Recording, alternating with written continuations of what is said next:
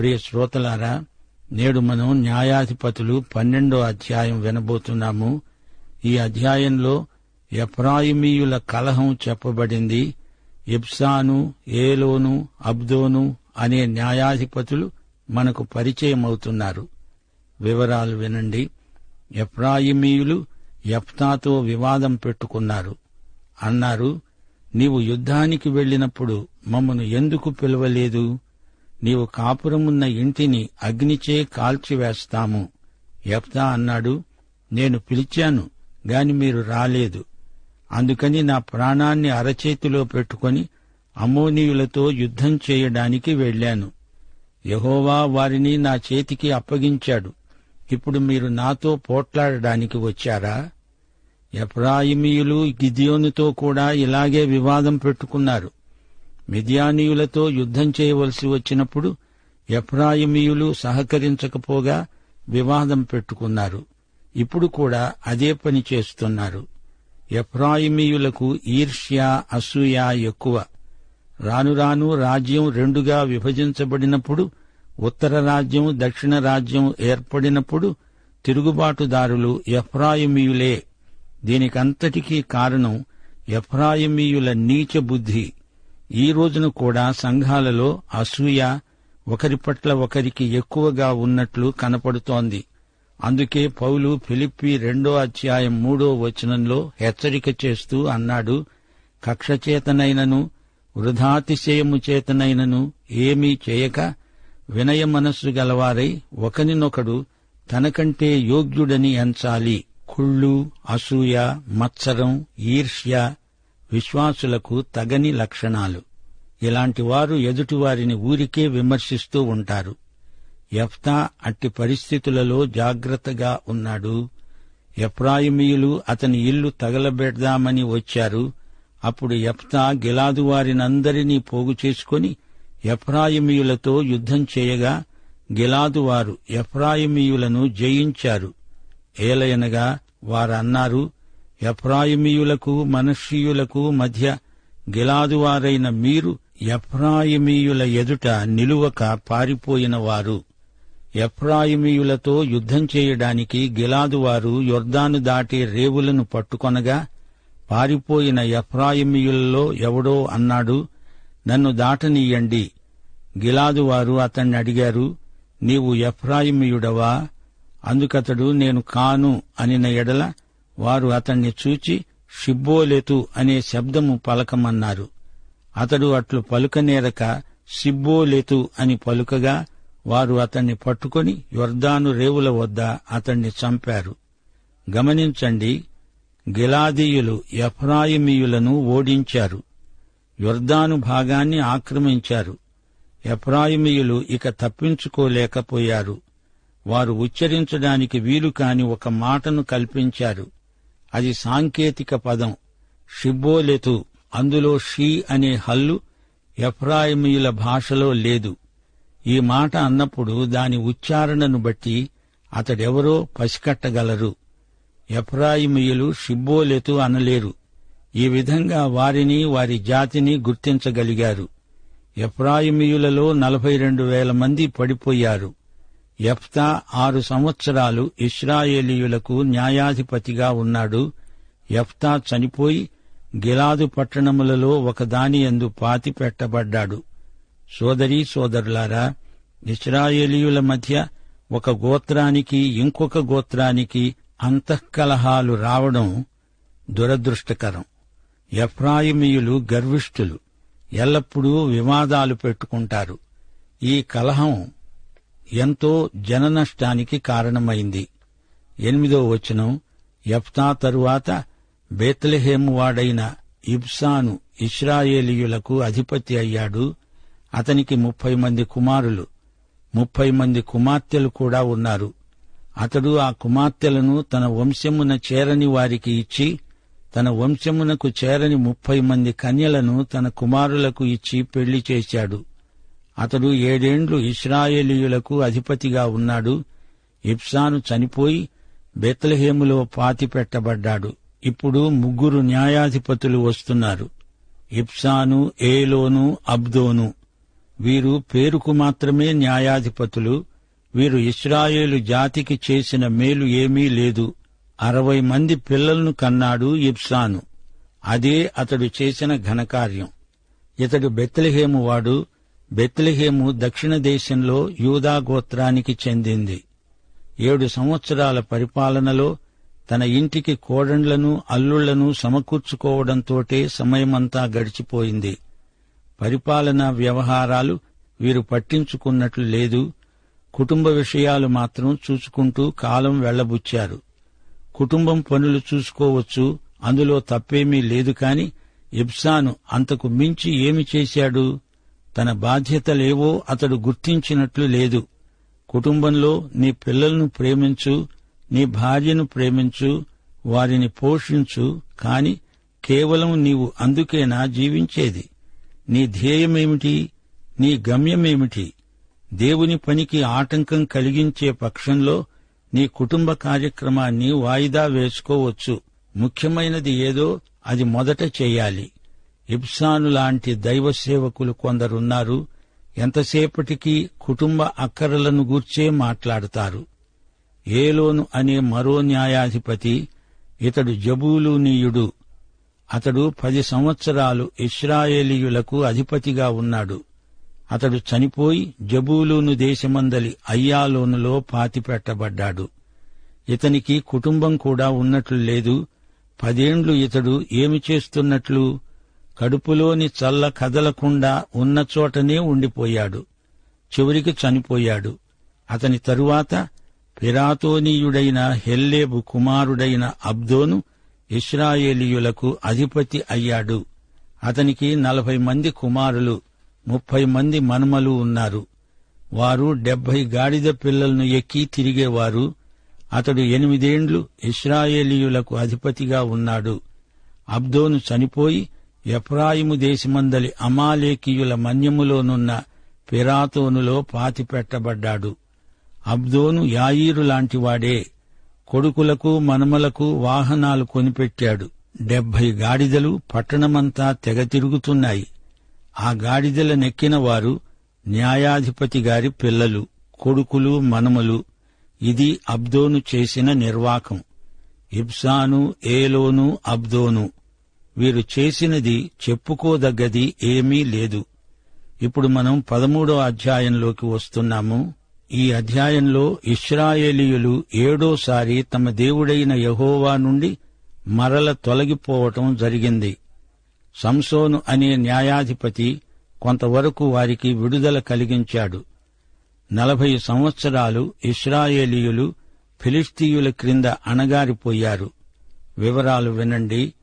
ఇశ్రాయేలీయులు మరల యెహోవా దృష్టికి దోషులు కాగా, యెహోవా 40 సంవత్సరాలు వారిని ఫిలిష్తీయుల చేతికి అప్పగించాడు. పడమటి దిక్కున ఫిలిష్తీయులు బలంగా ఉన్నారు. ఆ కాలమున దాను వంశస్థుడు, జొర్యా పట్టణస్థుడు అయిన మానోహ అనే ఒకడున్నాడు. అతని భార్య గొడ్రాలు. యెహోవా దూత ఆ స్త్రీకి ప్రత్యక్షమై, ఇదిగో నీవు గొడ్రాలివి, నీకు కాన్పులు లేవు గదా, అయితే నీవు గర్భవతివై కుమారుణ్ణి కంటావు. కాబట్టి నీవు జాగ్రత్తగా ఉండి ద్రాక్షరసమునే కాని మద్యమునే కాని త్రాగకుండా ఉండాలి. అపవిత్రమైన దేనిని తినకూడదు. నీవు గర్భవతివై కుమారుణ్ణి కంటావు. అతని తలమీద మంగలి కత్తి వేయకూడదు. ఆ బిడ్డ గర్భమున పుట్టినది మొదలుకొని దేవునికి నాజీరు చేయబడినవాడై ఫిలిష్తీయుల చేతి నుండి ఇశ్రాయేలీయులను రక్షించ మొదలు పెడతాడు. సంసోను పేరు తెలియని క్రైస్తవుడెవరూ ఉండరు. అతనికి ఎన్నో యోగ్యతలు, అర్హతలున్నాయి. ఎన్నో అవకాశాలు ఉన్నాయి. కాని అతడు చేజేతుల అన్నీ పోగొట్టుకున్నాడు. ఇతడే చిట్టచివరి న్యాయాధిపతి. ఫిలిష్తీయుల చేతిలో నుండి ఇశ్రాయేలీయులను కొంతవరకు విడిపించగలిగాడు. యెఫ్తా కాలంలో మొదలైన అంతఃకలహాలు రానురాను ఎక్కువ కాజొచ్చాయి. సంసోను న్యాయాధిపతిగా ఉన్నప్పుడు అతని బలానికి, బలహీనతలకు గల రహస్యమేమిటో దేవుడు మనకు తేటగా చూపాడు. సంసోను అంతటి గొప్ప వ్యక్తి ఎవరూ లేరు. గొప్ప వ్యక్తి అయి ఉండి అవకాశాలను పోగొట్టుకొని జీవితాన్ని విషాదాంతం చేసుకున్న వ్యక్తి కూడా ఎవ్వరూ ఉండరు. జొర్యా అనే పట్టణముంది. ఈ పట్టణం దానుకు యూదాకు మధ్యన ఉంది. యెరూషలేముకు పడమటి దిక్కున ఉంది. మానోహ దంపతులకు పిల్లల్లేరు. సంసోను పుట్టుక దేవుని అద్భుతమే. ఇస్సాకు, యోసేపు, బెన్యామీను మొదలైన వారిలాగే ఇతడు అద్భుతంగా జన్మించాడు. సంసోను పుట్టకముందే దేవుడతణ్ణి ఏర్పరచుకున్నాడు. అతడు ఇశ్రాయేలీయులను ఫిలిష్తీయుల బారి నుండి విడిపించాలని దేవుని నిర్ణయం. దేవుని దూత కనబడి మానోహ భార్యకు చెప్పాడు, నీవు కొడుకును కంటావు. అతడు నాజీరు. సంఖ్యాకాండంలో నాజీరు అంటే ఎవరో తేటగా చెప్పబడింది. అతడు మద్యం తాగడు, ద్రాక్ష పండ్లు కూడా తినడు. ద్రాక్షరసం లౌకిక సంతోషానికి సంకేతం. నాజీరు సంతోషం దేవునియందే ఉండాలి. ఎఫెసీ పత్రిక 5:18 దేవుడంటున్నాడు, మద్యముతో మత్తులై ఉండవద్దు, అందులో దుర్వ్యాపారమున్నది, ఆత్మపూర్ణులై ఉండండి. ఆనందం ఆత్మఫలం. గలతీ పత్రిక 5:22 ఆత్మఫలమేమనగా ప్రేమ, సంతోషము, సమాధానము, దీర్ఘశాంతము, దయాళుత్వము, మంచితనము, విశ్వాసము, సాత్వికము, ఆశానిగ్రహము. దీనికి విరుద్ధమైన నియమము ఏదీ లేదు. నాజీరు తలవెండ్రుకలు కత్తిరించుకోకూడదు. 1 కొరింథీ 11:14 పురుషుడు తలవెండ్రుకలు పెంచుకొనుట అతనికి అవమానమని స్వభావసిద్ధముగా మీకు తెలుసుగదా. పొడుగాటి వెంట్రుకలు పురుషునికి అవమానం. అయితే నాజీరు తన దేవుని కోసం ఈ అవమానాన్ని భరించాలి. నాజీరు శవాన్ని ముట్టకూడదు. తన బంధువుల శవమైనా సరే ముట్టకూడదు. ముట్టితే అపవిత్రుడవుతాడు. లూకాసు వార్త 14:26-27 ప్రభు అన్నాడు, ఎవడైనను నా వద్దకు వచ్చి తన తండ్రిని, తల్లిని, భార్యను, పిల్లలను, అన్నదమ్ములను, అక్కచెల్లెండ్రను, తన ప్రాణమును సైతం ద్వేషించకుంటే వాడు నా శిష్యుడు కానేరడు. ఎవడైనను తన శిలువను మోసికొని నన్ను వెంబడింపని ఎడల వాడు నా శిష్యుడు కానేరడు. అనగా విశ్వాసి జీవితంలో యేసుక్రీస్తుకే ప్రాధాన్యముంది. ఆయనే మొదటివాడు, ఆయనకే ప్రథమ స్థానం. సంసోను నాజీరు. అతడు దైవజనుడు. బాల్యం నుండి అతడు నిష్ఠగా పెంచబడ్డాడు. అయితే అతడు దేవుడిచ్చిన పనిని, అప్పగించిన బాధ్యతను పూర్తిగా నిర్వర్తించలేకపోయాడు. ఈ అధ్యాయంలో 5 చూడండి. అతడు పుట్టినది మొదలుకొని దేవునికి నాజీరు చేయబడినవాడై ఫిలిష్తీయుల చేతి నుండి ఇశ్రాయేలీయులను రక్షించ మొదలుపెట్టుతాడు. దేవుడతనికి ఎంత ప్రాముఖ్యమిచ్చాడో చూచారా? విజయం అతని తలుపు తట్టింది. అతడు గొప్పగా ఆరంభించాడు, ముగించలేకపోయాడు. చాలామంది క్రైస్తవులు ఇదే స్థితిలో ఉన్నారు. ఆరంభిస్తారు, వీరు ఆరంభశూరులు మాత్రమే. గలతీ పత్రిక 5:7 మీరు ఇంతవరకు బాగుగా పరిగెత్తుతున్నారు. సత్యమునకు విధేయులు కాకుండా మిమ్మును ఎవడు అడ్డగించాడు? చాలామంది బైబిలు చదవడం మొదలు పెడతారు, మధ్యలో ఆపేస్తారు. ప్రారంభం బాగానే ఉంటుంది, ముగింపు అపజయం. దేవుడప్పగించిన పనిని ముగించకపోతే అది దేవునికి మహిమ కలిగించదు సరిగదా. అన్యుల మధ్య అవహేళనకు కారణమవుతుంది. ఆ స్త్రీ తన పెనిమిటికి చెప్పింది, దైవజనుడొకడు నాకు చెప్పాడు, అతని పేరు నాకు చెప్పలేదు, నాకు బిడ్డ పుడతాడని అన్నాడు. అతడు జీవితాంతం వరకు నాజీరుగా ఉంటాడట. అప్పుడు మానోహ తన భార్యతో కలిసి మరొకసారి దేవుని దర్శనం చేసుకున్నాడు. దేవుడు తాను చెప్పిన మాటను ధృవపరిచాడు. మానోహ అర్పణము సిద్ధం చేస్తాను అన్నప్పుడు యెహోవా దూత ఒప్పుకోలేదు. నీ పేరేమిటని మానోహ అడిగితే అది చెప్పశక్యము కానిది అన్నాడు. మానోహ అతని భార్య నైవేద్యముగా ఒక మేకపిల్లను రాతిమీద యెహోవాకు అర్పించారు. జ్వాలలు బలిపీఠము నుండి ఆకాశమునకు లేస్తూ ఉంటే యెహోవా దూత బలిపీఠమందున్న ఆ జ్వాలల్లో పరమునకు ఆరోహణమయ్యాడు. ఆ తరువాత యెహోవా దూత మరల మానోహకు అతని భార్యకు ఇంకా ప్రత్యక్షం కాలేదు. ఆయన యెహోవా దూత అని మానోహ తెలుసుకొని, మనం దేవుణ్ణి చూచాము గనుక మనం నిశ్చయముగా చనిపోతాము అని తన భార్యతో అన్నాడు. అతని భార్య అన్నది, యెహోవా మనల్ని చంపగోరిన ఎడల ఆయన దహన బలిని నైవేద్యమును మన చేత అంగీకరించడు గదా. ఈ సంగతులన్నిటినీ ఆయన మనకు చూపించాడు, వినిపించాడు. ఆ తరువాత ఆ స్త్రీ కుమారుణ్ణి కని అతనికి సంసోను అనే పేరు పెట్టింది. ఆ బాలుడు ఎదిగినప్పుడు యెహోవా అతణ్ణి ఆశీర్వదించాడు. యెహోవా ఆత్మ మహనెదానులో సంసోనును ప్రేరేపించడానికి మొదలుపెట్టాడు. గమనించారా? సంసోను విజయ రహస్యమిదే. అతని బలం కేవలం బాహుబలం కాదు, ఆత్మబలం. అతని బలం అతని వీపులో లేదు. గాజా ద్వారాలను విరిచి వీపు మీద వేసుకుని వెళ్లాడనుకోండి, అది ఆత్మబలం.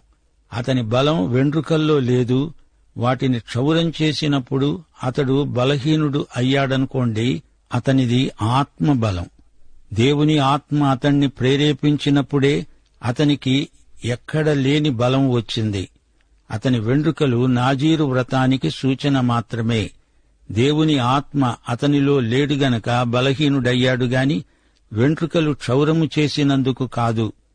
సోదరీ సోదరులారా, సంసోను బలాఢ్యుడు నిజమే, కండలు తిరిగిన యోధుడు. అయితే సంసోను బలము భౌతికమైనది కాదు. అందుకే పౌలు తిమోతికి రాస్తూ అన్నాడు, క్రీస్తునందున్న కృపచేత బలవంతుడవు కావాలి. సంసోను అనే మాటకు అర్థం చిన్న సూర్యుడు. పొడవైన వెండ్రుకలున్నాయి. స్త్రీ వ్యామోహంలో పడిపోయాడు. మహాబలవంతుడు. చివరికి ఎంతో బలహీనుడయ్యాడు. ఆత్మ బలపరచినప్పుడు బలవంతుడు, ఆత్మ అతణ్ణి విడిచినప్పుడు బలహీనుడు. సోదరీ సోదరులారా, బలహీనులను దేవుడు వాడుకుంటాడు. దేవుడు వాడుకోని బలవంతులు బలహీనులే. సంసోను జీవితంలో జరిగిన గొప్ప కార్యాలు దేవుడు చేసినవే. అతనికి కలిగిన వ్యక్తిగత అపజయాలు స్వయంకృతాపరాధాలు. వచ్చే పాఠంలో సంసోను జీవితంలోని మరికొన్ని విశేషాలను పరిశీలిద్దాము. ముగింపులో సంసోనును గురించి ఒక్క మాట చెప్పాలి. దేవుడిచ్చిన తలాంతులను దుర్వినియోగపరిచే నేటి విశ్వాసులకు సంసోను జీవితం గొప్ప హెచ్చరిక. ప్రియమైన సోదరీ సోదరుడా, నీవు యేసుక్రీస్తును నీ స్వకీయ రక్షకుడుగా ఎరుగుదువా? అప్పుడే నీవు ఆధ్యాత్మికంగా బలవంతుడవు. దేవుడు మిమ్మును సమృద్ధిగా దీవించునుగాక. మన ప్రభువైన యేసుక్రీస్తు వారి కృప, తండ్రి అయిన దేవుని ప్రేమ, పరిశుద్ధాత్మ యొక్క అన్యోన్య సహవాసము సదాకాలము మనకందరికీ తోడై ఉండునుగాక. ఆమేన్.